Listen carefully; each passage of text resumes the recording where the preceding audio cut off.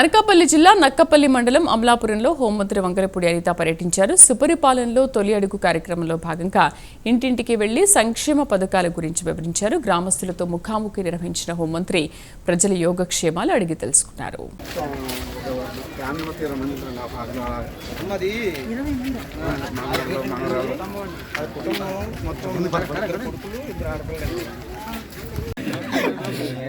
అందుకే ఇస్తున్నాను, నేను ఉన్నదే ఇస్తున్నాను.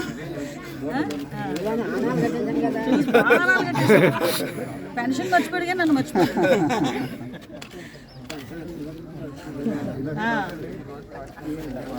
పవన్ కళ్యాణ్ గారు,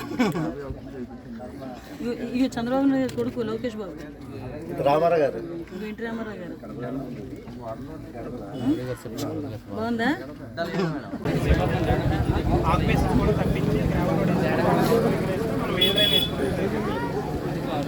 ప్లాన్ చేసుకోండి శుభ్రంగా, విలేజ్కి ప్లాన్ అయ్యింది. మనం వచ్చిన తర్వాత మనం చేసుకుంటాం. అది కూడా మీకు ట్రైన్లు అడిగాను కదా, నేను నెక్స్ట్ ప్లేస్లో ట్రైన్లు పెట్టిస్తాను. సరేనా? నువ్వు ఏంటంటే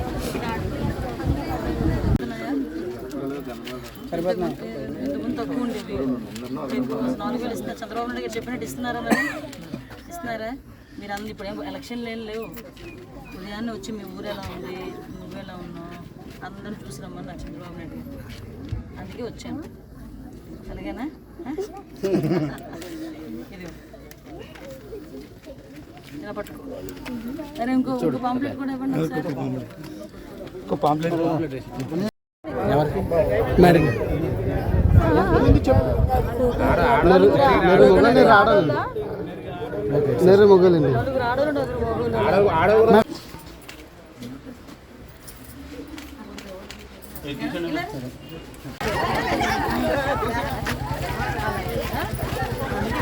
చేయాలన్నా కదా చేస్తున్నావు.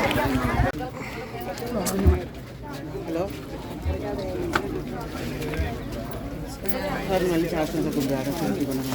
తాతయ్యకి చచ్చిపెట్టు కాచి రాలేదని చచ్చిపోయి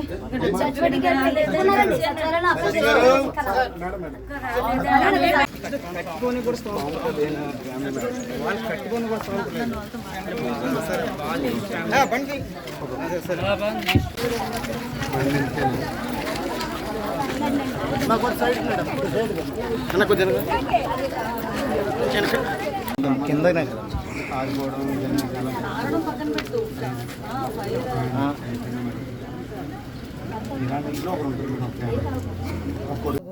అందరూ కలిపి తీసుకొచ్చి ఇక్కడికి వచ్చి కూర్చొని గబ్బర్ సింగ్ వైస్ ప్రెసిడెంట్ పర్టికులర్గా నన్ను లాక్కొని వచ్చారు ఇక్కడికి. వచ్చినందుకు నిజంగా మీరు నిజంగా మీకు నేను వచ్చాను. నేను మీకు ఎలా చేయాలి ఏం చేయాలో ప్లాన్ చేసుకుంటాను. చేసుకుని ఏదో రకంగా అంటే గవర్నమెంట్ నుంచి వచ్చిన స్కీమా మీరు కట్టుకోలేరు కాబట్టి ఏదైనా ఎక్స్ట్రా ఎవరినైనా తీసుకొచ్చి మనం ఫండింగ్ ఇప్పించడం ఏదో చేసి నీకైతే గూడైతే ఏర్పాటు చేస్తాను.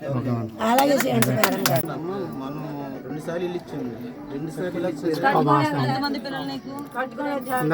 ముగ్గురు పిల్లలా? ముగ్గురు పిల్లలు ఏం చదువుతున్నారు? నీ దగ్గరే ఉంటారు. కూతుర్లు నువ్వు ఒక అమ్మాయి, ఇంకో అమ్మాయి ఎవరు? ఇద్దరు కోడలు. ఇద్దరు కోడలు ఇక్కడే ఉంటారు. ఇక్కడే ఉంటారు. వంగేటివాడు అండి, మీరు వచ్చే మీ బాగాల గడికి వచ్చేవాడండి. ఇప్పుడు ఎవరున్నారండి? పొద్దున్నే అందరికి వెళ్ళారు, ఈ ఇంటికి రావడం. అందుకే నేను వచ్చాను.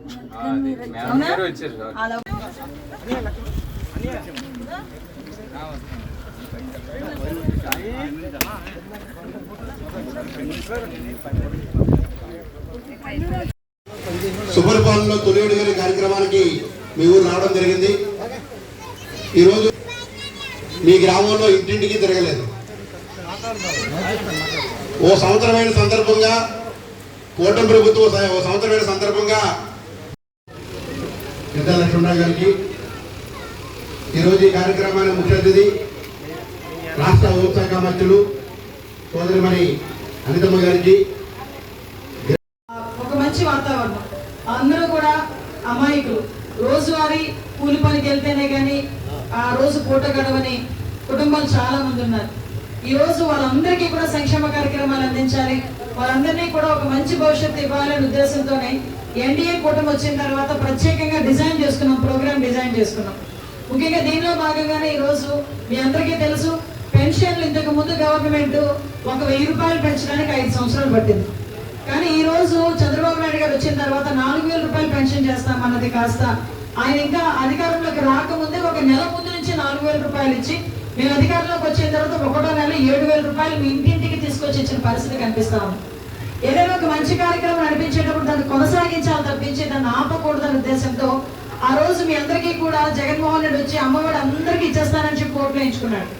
కానీ మీరందరూ ఒక్కొక్క బిడ్డకి వేసేసరికి చాలా మంది డిసప్పాయింట్ అయ్యారు. ఒక పిల్లల్ని చదివించుకొని ఇంకో పిల్లల్ని తీసుకెళ్లి కూలి పనులకు పంపించే పరిస్థితి వచ్చింది. కానీ ఆర్థిక ఇబ్బందులు ఉన్నా కూడా, రాష్ట్రంలో ఖజానా ఖాళీగా ఉన్నా కూడా, ముఖ్యంగా ఆడబిడ్డలకు ఏదైతే ఆ డబ్బులు ఇవ్వాలి అనే ఉద్దేశంతో తల్లికి వందనం అని చెప్పి మళ్ళా మార్చి పేరు పెట్టి దానికి సంబంధించి ఎంతమంది పిల్లలు ఉంటే అంతమందికి కూడా ఈ రోజు వాళ్ళకి సంబంధించి మొన్న ఒక ఇంటికి వెళ్ళాను, 4 ఆడబిడ్డలు, 4 పిల్లలు, ఆడబిడ్డలుగా 4 పిల్లలు, 4 పిల్లలకి కూడా 15,000 రూపాయలు వచ్చినాయి. ఇవి ఎంతమంది పిల్లలు ఉంటే అంతమందికి కూడా ఇచ్చే బాధ్యత గౌరవ ముఖ్యమంత్రి గారు, ఉప ముఖ్యమంత్రి గారు కలిపి తీసుకున్న సందర్భాన్ని కూడా మీకు అందరికీ చెప్తున్నాం. అదేవిధంగా మీ అందరికీ ఉచిత గ్యాస్ కనెక్షన్ 3 కనెక్షన్లు ఇస్తా ఉన్నాం. ఆల్రెడీ 2 కనెక్షన్లు గ్యాస్ సిలిండర్లు వచ్చినాయి. ఇప్పటికీ రాకపోతే ఆ సిలిండర్ కూడా వస్తుంది. ఇంకో సిలిండర్ కి సంబంధించి మీరు అందరూ ఏమనుకుంటున్నారంటే డబ్బులు మీ దగ్గర పడట్లేదో లేకపోతే సంథింగ్ ఏదో అన్న ఒక చిన్న డిస్కషన్ నడుస్తుంది. ఆ సిలిండర్ డబ్బులు కూడా మీకు అకౌంట్ లో పడేటట్టుగా చేసే పరిస్థితి కూడా ఈ రోజు ఉంది. అదేవిధంగా మీ అందరికీ కూడా ఎక్కువ ఇక్కడ ప్రాబ్లం ఏంటంటే, అమ్మ మీరు అందరూ ఒకసారి మనసాక్షి గురువులో చేసుకొని చెప్పండి, ఈ గ్రామంలో ఏ రోడ్ వేసినా ఏ డ్రైన్ వేసినా మేమున్నప్పుడు వేసినాయి కదా, అవునా కదా చెప్పండి. మీరు అందరూ కూడా మేము అధికారంలో ఉండేటప్పుడు మేము ఉన్నప్పుడే ఈ రోడ్లు కానీ ఈ ట్రైన్లు కానీ అన్ని వేసుకున్నాం. లాస్ట్ 5 తుఫాన్ బిల్డింగ్ తో సైతం లాస్ట్ 5 సంవత్సరాలు వచ్చారు, చక్కగా ముద్దులు పెట్టేశాడు, ఇలా తలలు వినేసాడు, వెళ్ళిపోయాడు. 5 సంవత్సరాలు గడిచిపోయింది. మళ్ళీ అందువల్ల మీరందరూ కూడా మమ్మల్ని గెలిపించారు. ఈరోజు మాకు బాధ్యత ఉంది. డెఫినెట్ గా ఇక్కడ నాయకులు కూడా నేను మెచ్చుకోవాలి. ఇక్కడ ప్రెసిడెంట్ ని, వైస్ ప్రెసిడెంట్ ని, మా గోవింద్, అప్పలరాజు వీళ్ళందరూ కూడా మీ పాత వీధులు ఏదైతే చిన్న చిన్న సందుల్లో ఉన్న విలేజ్ గ్రామాలు అవి, ఈవెన్ దో మీకు చిన్న చిన్న గొట్లు ముందుకు వచ్చినారు, మెట్లు వేసుకున్నారు, కానీ రోడ్డు సరిగా లేదంటే వాళ్ళ సొంత డబ్బులు పెట్టుకొని అక్కడ గ్రావెల్ రోడ్డు పోయించిన పరిస్థితి కూడా మీకు గుర్తు చేయాలి. ఈ రోజు ఎందుకు పెద్ద మనిందమ్మా ఆ బాబు వేసాడమ్మా అని చెప్పి. కానీ ఈ రోజు అక్కడ మీకు డ్రైన్ కూడా ప్రాబ్లం ఉన్నాయి. అయితే నేను ఒకసారి వచ్చి చూస్తాను, మీరు చూడమన్నారు కాబట్టి కంపల్సరీ వచ్చి చూస్తాను, ఎందుకంటే మీ కష్టం కూడా నాకు తెలియాలి. అయితే నేను వచ్చిన వెంటనే సెక్రటరీ కూడా చెప్పాను, అసలు అక్కడ డ్రైన్ వేయాలి అంటే ఆ డ్రైన్ వేయాలంటే పాసిబిలిటీ ఉందా లేదా, పాసిబిలిటీ లేకపోతే డ్రైన్ ఏ రకంగా అరేంజ్ చేయాలి అన్నది ఒకసారి ఎస్టిమేషన్ వేసి నాకు ఇవ్వండి. నేను వాళ్ళందరి కోరిక మేరకు అయితే విలేజ్ లోకి వెళ్ళి చెప్తాను, కానీ అక్కడ నాకు వాళ్ళ సమస్య ఏంటో నాకు అవగాహన వచ్చింది. కాబట్టి డెఫినెట్ గా నేను చేస్తాను. మీరందరూ కూడా నాకు ఎస్టిమేషన్ వేసి పంపించండి. గ్రామం తరపు నుంచి కూడా నేను ఒకటి అడుగుతున్నాను మిమ్మల్ని అందరినీ కూడా, మీరేం చెప్తే నేను అది చేస్తాను కదా, మరి నేనేం చెప్పినా మీరు కొన్ని చేయాలి కదా. నేనేదో మిమ్మల్ని తీసుకొచ్చి నాకు అది చేయండి ఇది చేయండి అని అడగండి. మీ ఇంట్లో బాబు నాయన మీరు ఎలా ఉన్నారు, మీ బాగోగులు ఏంటి, మీకు ఇల్లు ఉందా, మీకు వాకిలు ఉందా, మీకు పెన్షన్ వస్తుందా, మీకు తల్లి కొందరు వచ్చిందా, గ్యాస్ ఇచ్చారా, ఇవన్నీ అడిగి వచ్చి చెప్పుకు రాజకీయాలకు వెళ్ళడానికి చూసారా. ఈరోజు మేము వచ్చాం, దయచేసి ఆదరించండి. మీకు ఏమైనా కష్టం వస్తే వినడానికి మేము సిద్ధంగా ఉన్నాం. ఆ కష్టం ఇమీడియట్ గా తీర్చడానికి కూడా ఈరోజు గవర్నమెంట్ సిద్ధంగా ఉంది. దయచేసి మీ విషయంలో అందరూ కూడా సహకరించండి. చాలా మంది ఇక్కడ ఉన్న విలేజ్ లో నేను కూడా చూసాను, 2398 మంది గ్రామ జనాభా రాశారు. కాకపోతే దాంట్లో ఇల్లు చూస్తే నాకు నిజంగా చాలా వండర్, 2389 ఇల్లులు ఉన్నాయి. దానికి హౌస్ హోల్డ్స్ అయితే 438 హౌస్ హోల్డ్స్ ఇచ్చారు. కానీ ఇక్కడ చూస్తే రేషన్ కార్డు చూస్తే 700 చిల్లర ఉన్నాయి రేషన్ కార్డు. అంటే ఇంచుమించుగా ఒక్కొక్క ఇంట్లోనే 2 ఫ్యామిలీస్ 3 ఫ్యామిలీస్ ఉంటున్నాయి. అందువల్ల ఇల్లుల సంఖ్య తక్కువ ఉంది, జనాభా ఎక్కువ ఉంది ఇక్కడ కదా. సో మీరు చెప్పడమే కాదు, నాకు సాక్షాత్తు నాకు రిపోర్ట్ ఇచ్చారు. డెఫినెట్ గా నేను వెళ్ళిన తర్వాత ఒక ఇంట్లోకి వెళ్ళాను, నిజంగా చాలా బాధాకరమైన సిచ్యువేషన్ అది. 4 కూతుర్లు 2 కొడుకులు, ఒక ఇల్లు కూడా కట్టుకునే స్తోమత కూడా లేదు ఆ తల్లికి. కనీసం లోపలికి వెళ్ళిన పాకలోకి వెళ్ళి నేను చూస్తే ఇంత గొట్టులు జస్ట్ ఇంత గొట్టులా వేసుకుని ఒక కొడుకు అందులో ఇంకో కొడుకు ఇందులోనే కాపురం ఉండే పరిస్థితి. సో ఇటువంటి అటువంటి పరిస్థితుల్లో కొన్ని ఇల్లు కూడా నేను ఈరోజు చూడటం జరిగింది. డెఫినెట్ గా అమ్మ గౌరవ ముఖ్యమంత్రి గారు, ఉప ముఖ్యమంత్రి గారు ఒకటే ఆదేశాలు ఇచ్చారు, ఇల్లు లేని వాళ్ళందరికీ కూడా గ్రామీణ ప్రాంతాల్లో అయితే 3 సెంట్ల స్థలం ఇచ్చి ఇల్లు కట్టించే బాధ్యత కూడా మేము తీసుకుంటాం. ఎవరికైతే ఇల్లు లేవో వాళ్ళందరూ కూడా రిసర్వ్ చేయమని నేను చెప్పాం. ఎవరెవరికైతే హౌసింగ్ లేదు వాళ్ళు ఎవరున్నారో చూడమని చెప్పాం. అమ్మ నాకు ఇంకా 4 సంవత్సరాల టైం ఉంది, 4 సంవత్సరాల్లోనే ప్రశాంతంగా మీకు చేయాల్సిన పనులన్నీ చేసి అప్పుడు ధైర్యంగా మీ దగ్గరకు వచ్చి ఓటు అడగకపోయినా కూడా మా అనితమ్మ ఓటు వేయాలనుకునేటట్టుగా నేను చేసుకుంటాను. దానికి మీరందరూ సహకరించండి చాలు. ఇంకోటి, ఈ రైతులకి కొంతమంది సమస్యలు ఉన్నాయి, కొంతమంది రెచ్చగొడుతున్నారు. దయచేసి ఒకటే చెప్తున్నా, ఇక్కడ ఏ రైతుకి కూడా అన్యాయం జరిగే పరిస్థితి రానివ్వను, అది నా మాట. ఎందుకంటే ఈ రోజు మనకి ఇక్కడ కమింగ్ సూన్ ఇక్కడ మంచి మంచి ఫ్యాక్టరీస్ వచ్చినా ఇక్కడ ఉన్న వాళ్ళకి అందరికీ కూడా ఉపాధి అవకాశాలు అవుతాయనే ఉద్దేశంతో ఈ రోజు ఫార్వర్డ్ స్టెప్ వేసాం. దానికి ఫస్ట్ ఫేజ్ లో మన విలేజ్ లో చాలా మంది